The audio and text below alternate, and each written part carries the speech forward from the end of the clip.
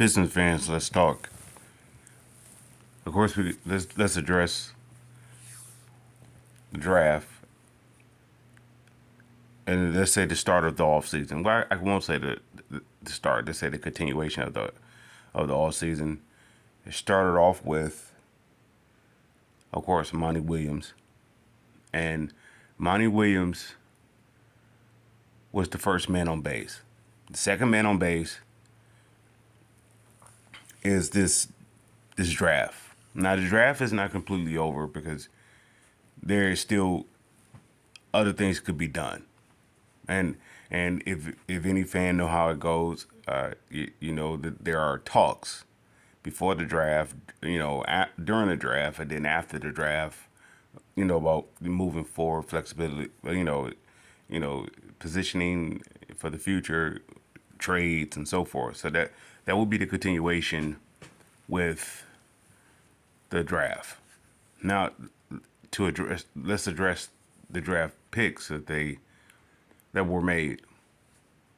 Let's start off with Sasser. I guess you can say that he is part of, that this draft does. Okay, all right. Let's backtrack a little bit more. What each draft Troy Weaver has done, he has made the previous draft expendable, or players or roster talent expendable. All right, okay. So it's sort of like, okay, if the goal is to get to the playoffs, and then if the goal is to get to the playoffs is to, I guess, have a long run in the playoffs, and then the next goal after that is ultimately to win a championship, and then the next goal after that is to be in contention to be in the playoffs, and then the next goal after that is to be, to be contention for titles and so forth. With each phase of that, you have to make the addition with subtraction, so to speak. When he first came in and took the job, Troy Weaver, that is, Mr. Troy Weaver, forgive me. When he first came in and took the job, he started off with Killian, Bay, and Stewart. Now, all three of those can be moved. Why? Because the team has evolved, right? The starting of what Troy Weaver did was great for the restoration, because there was really nothing here left by the previous regime. So he had to create something that actually can build for the future. He didn't create something that was the future. He created something that can build for the future. So Killian has a role, Stewart has a role, and Bay has a role. Now, somebody may say Bay is no longer here. Bay get you Wiseman. Now, Wiseman has a greater, I won't say greater, he has a more influence of impact for the Pistons than Saddiq Bey did. What I mean by that is, Troy Weaver have a vision, and his vision is restoration. So he doesn't want to go away from the historic runs of the Pistons eras. He wanted to actually restore back to that. In the same time, he's making his own niche of doing so. He's not doing it the way that they did it before. At the same time, he's doing it the way they did before. So it's going to come out a restoration, not a rebuild. It's a difference. You're only rebuilding something that you don't care for how it started off with. And if I were to compare apples to oranges, the apples is the apples. The oranges is the oranges. If I say that the Pistons is going to rebuild, that means every year he had to tear down what was done by by every regime. They had to tear it down. Well, he's doing a restoration because he's not tearing down nothing that he put up, but everything that he put up is actually building a restoration. It's replacing itself. So let's go here with Sasser. Sasser is the replacement of Killian. Now, the reason why he's a replacement of Killian is not because Killian is a bad player. Killian has a role, so he's not a bad player. That would be like saying Tayshaun was a bad player because he wasn't scoring 20 points. He wasn't really more aggressive, right? But Tayshaun had a role. Without Tayshaun, they don't be in contention like they were. They're not talked about as they were. So Killian has a role. Killian, Sadiq Bey, and you know what? Let's take away the Tayshaun comparison, and let's throw in. Let's say the Mimino Core, Carlos Delfino. Just put them in there. Now, were they around long term? No. Yeah, they had a role. Killian was like the Carlos Delfino thing. Let's say Isaiah Stewart is more so like the Mimino Core. Bigger roles, bigger responsibility, bigger impact. Nonetheless, you can actually move them for something better. Now, Sasser is the replacement for Killian in my book. That may not be their book. The reason why I say that is because Killian has more than the opportunity to not show what he does in practice or show what he does, in preparation, but actually put it on the floor. So if it's not clicking when the lights come on, you can move on from that. That's why I see with that. All right, with Sasser. Sasser is a guy that is like a Mike James, Lindsey. I would say Mike James, Lindsey Hunter, and he put me more so of a Mike James when he came to the Pistons. He is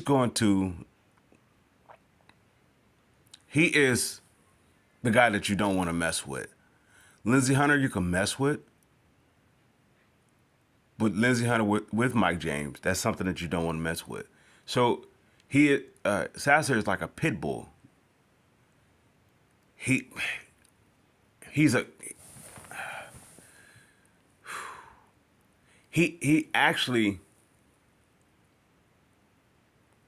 he put me in the mind of a Joe Dumars. Also, when they drafted Joe Dumars, no one saw that coming. I know I didn't. But you put him next to Isaiah Thomas. You say, how is that going to work? Now I heard I read a comment that somebody said that there are too many guards, well, there's too many bigs. People don't understand about restoration. They know about rebuild.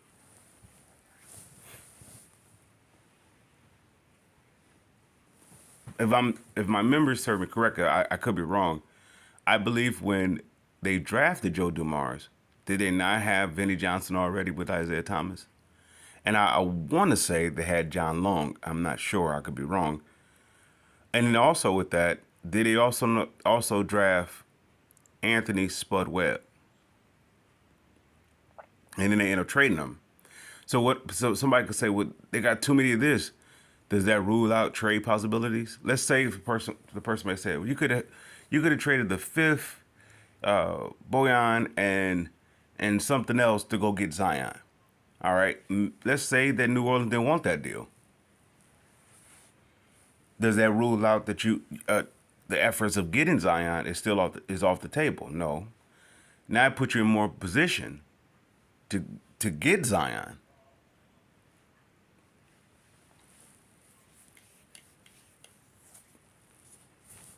You have to stack up capital to be able to trade it. That's the difference between, I guess, a rebuild and a restoration. A rebuild, there's nothing there, so you tear it down. Try to establish something, and if it's a continuous rebuild, that means you have to keep tearing it down because there's nothing there to build on. A restoration is something that there is something there. as long as the Piston blueprint is there, which is the Bad Boys, which continued by the Going to Work crew, there's something to restore. So let's move on to Asar. Now I was high on his brother because of the talent. Now Amin, he put me in the mind of Penny Hardaway. Crazy athletic, and it's like his mind can do so many different things. Now Asar is more so, let's say he is he put me in mind of a Tracy McGrady in comparison to a Penny Hardaway. Does that mean Tracy McGrady was better than Penny Hardaway? No. Let's do the comparison between those two when they were at Orlando. Was Tracy McGrady had a better impact than Penny Hardaway? No, no. Was Tracy McGrady the better talent? I would say yeah, because there's so much you can do with Tracy McGrady, and I also put that in a like manner with the SAR. This is why I was high on Jarris Walker, Taylor Hendricks, and Amin Thompson. I didn't really get a chance to go into Asar until as of recent, right before the draft. I would have, if Amin was there, I'm pretty sure they would have picked him between the two brothers. At the same time, I also can see why they wouldn't have picked him and they'd picked Asar. Asar can do you, he is the definition of a Swiss Army knife. That's the difference between Tracy McGrady and Penny Hardaway in Orlando. There's so many things you could do with McGrady. Penny Hardaway is like a 1-2 punch.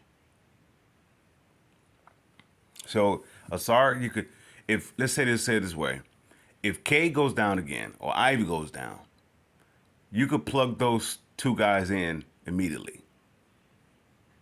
You could plug both of them in, and if let's say somebody get disgruntled or whatever, they want this or want that, you have options to move on. But going back to Sasser, you brought in a guy who is developed, who is ready. He put you in the mind of the Joe Dumars when they picked him. Joe Dumars wasn't a guy that you had to groom. He was ready to. All right, when they picked the talent this year, they're picking a talent that they're ready to go. They're not picking talent that you have to develop and waste time. That happened with that first draft with not having anything. That happened with the Sadiq Bey. You can waste time. I mean, not waste time, but you could develop. You have time. You could develop. That with Isaiah Stewart, you could develop. With Killian Hayes, you could develop. There's time because there's nothing. There's no foundation. Why you move on from that? Because you no longer have to wait. You no longer have to develop time. Something is in place. By them getting Cade, that put them in position to have a foundation. Am I saying Cade is the guy you build off of? No. But I am saying Cade is the standard of what you build off of. You can either go better, not better, but you can go more established than Cade, or you can build off of Cade. With that said, and you guys have heard me say how I speak about Cade.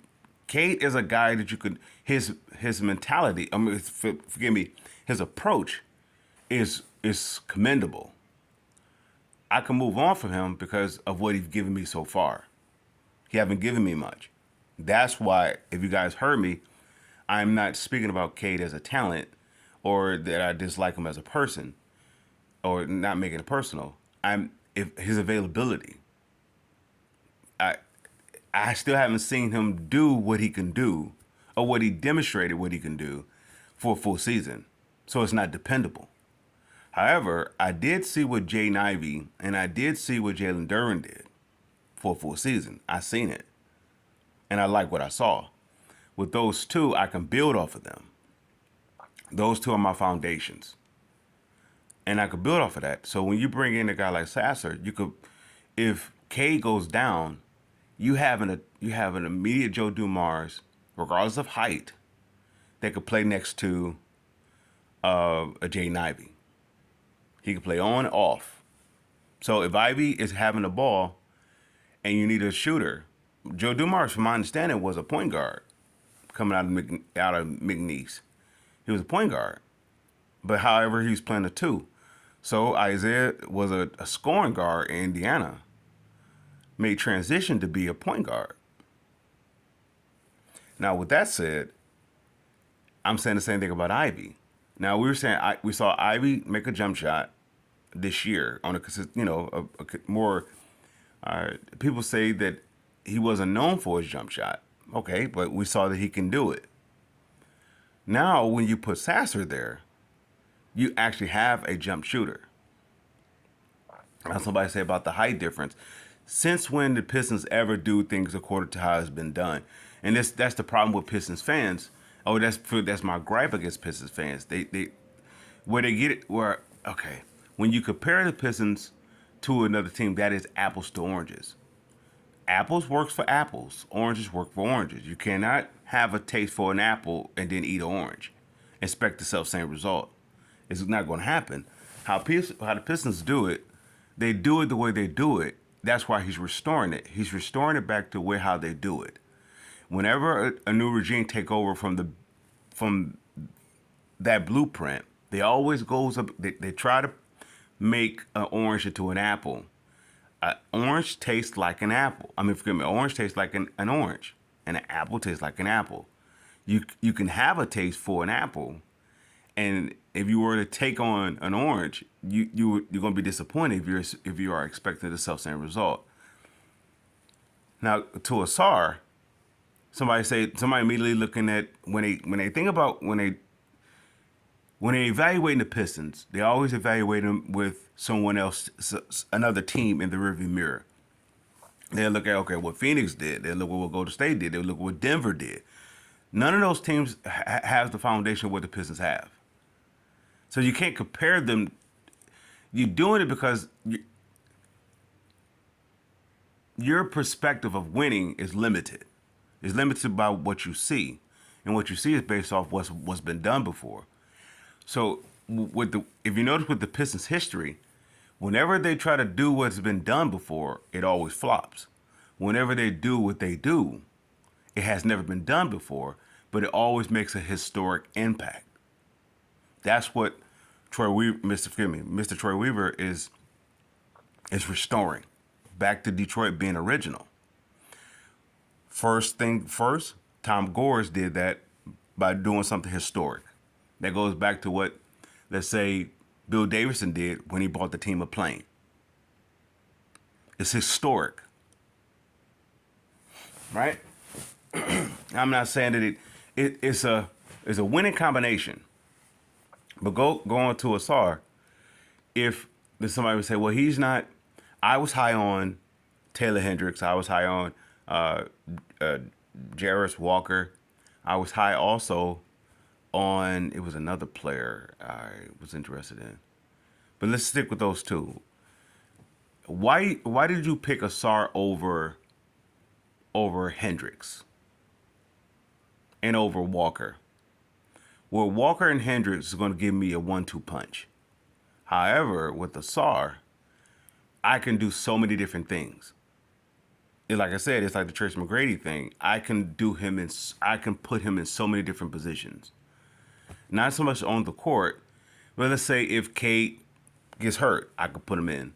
Let's say if Bojan is traded or better suited in Mr.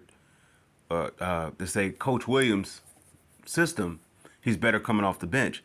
I could put what's name in, and I could also take the pressure off Cade and Ivy, of actually running the point or, the ball in their hand. I could take the pressure. There's so many different things you could do with Asar. So there was a gentleman that I had that has a podcast, and that I'm forgive me for not stating their name, but I'm really not hearing what their name is not coming to mind. They mentioned the difference between the two brothers is that where they said that with Asar, he said he don't understand why he was rated or graded lower than his brother. Now, Amon is the more talented player. What I mean by the more talented, I mean flash. He's the more of that. And I would say Asar is the more substance talent. They both are equally talented, but one is more polished and more, in that regard. And the other one is, you get highlights out of. And this is the reason why I went after Amon, because he's going to give you impact, that sort of flash, which is right for what Houston is doing. That's good for them. So he fits well with there, but Asar fits too well with the Pistons over Taylor and over Jarris, because there's so much you can. You're limited what you can do with Jarris, and you're limited what you can do with Taylor. You're limited. Now, don't get me wrong. Don't get me wrong. I was high on them both. I was never for them trading the number 5th pick to go get Zion, but I was in favor of them getting Zion in a different kind of way, and that's still on the board.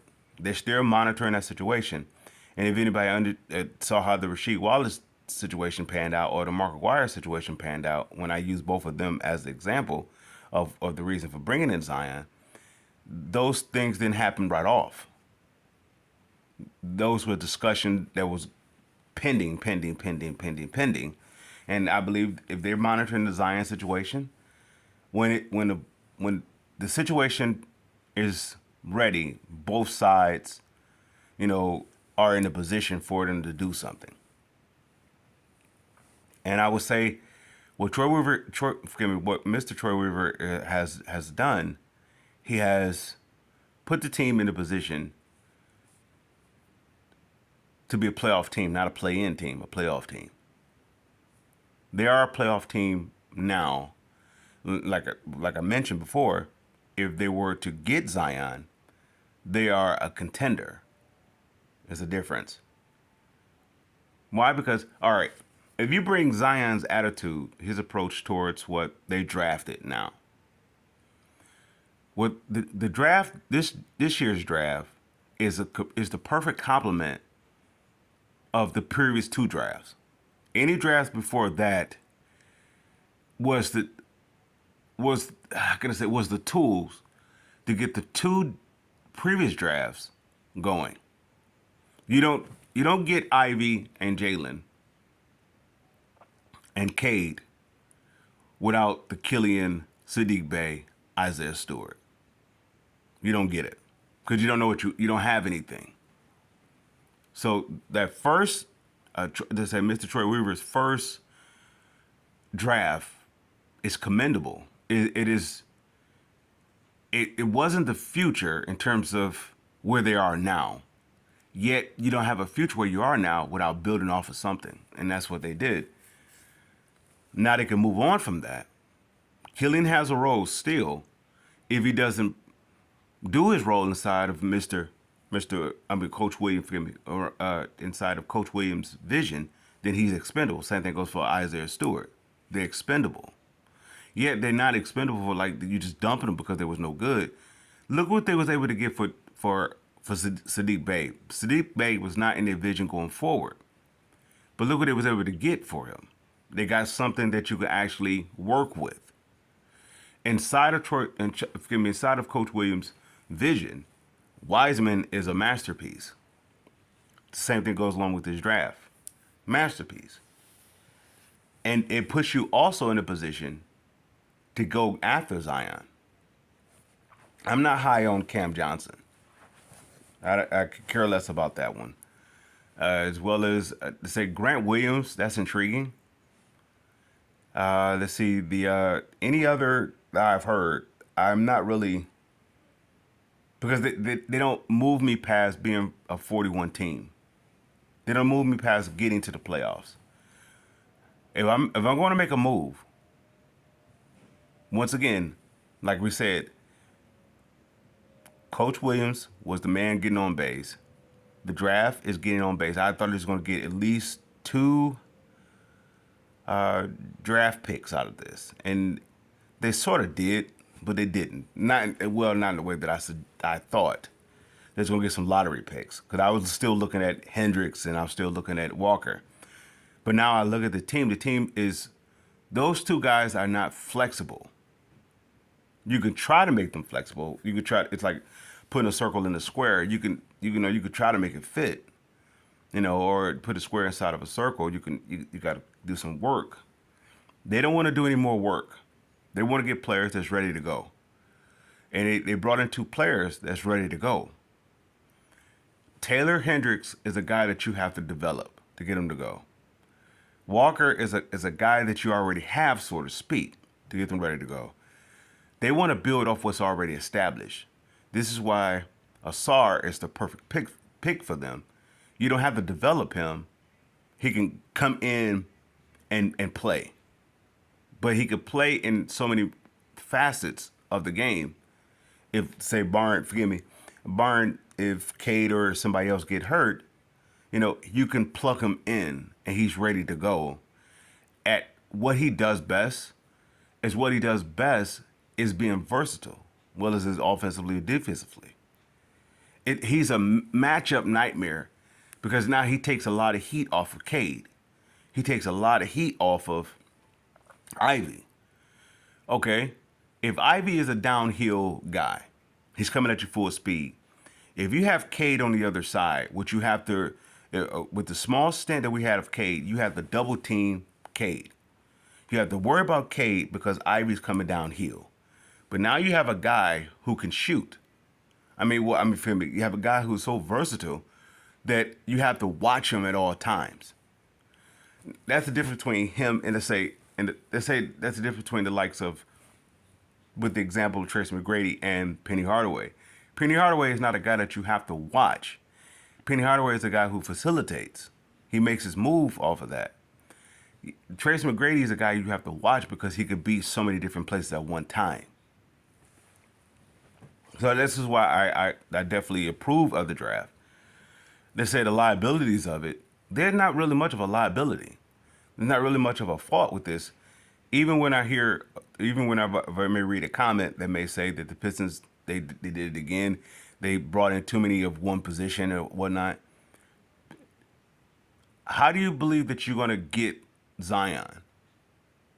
You believe that the fifth and Bojan was going to do it? New Orleans know what they have in Zion. If they're willing to move from him, they know why they're going to move from him. They're moving from him. It's not because he's a bad player or he's not worth the investment. They're moving on from him because he's stagnant. He won't go any further than what he's have already shown. That's why they will move on from him. However, what he's shown will be perfect for the Pistons. And what I mean by that is not so much of what he showed on the court, it's what he's shown as a person, as a growth as a person. The way the Pistons team is assembled, each player that is on this, let's say this restoration, has also mentally made the step to go forward. This is the reason why I believe that Saddiq Bey was passed over.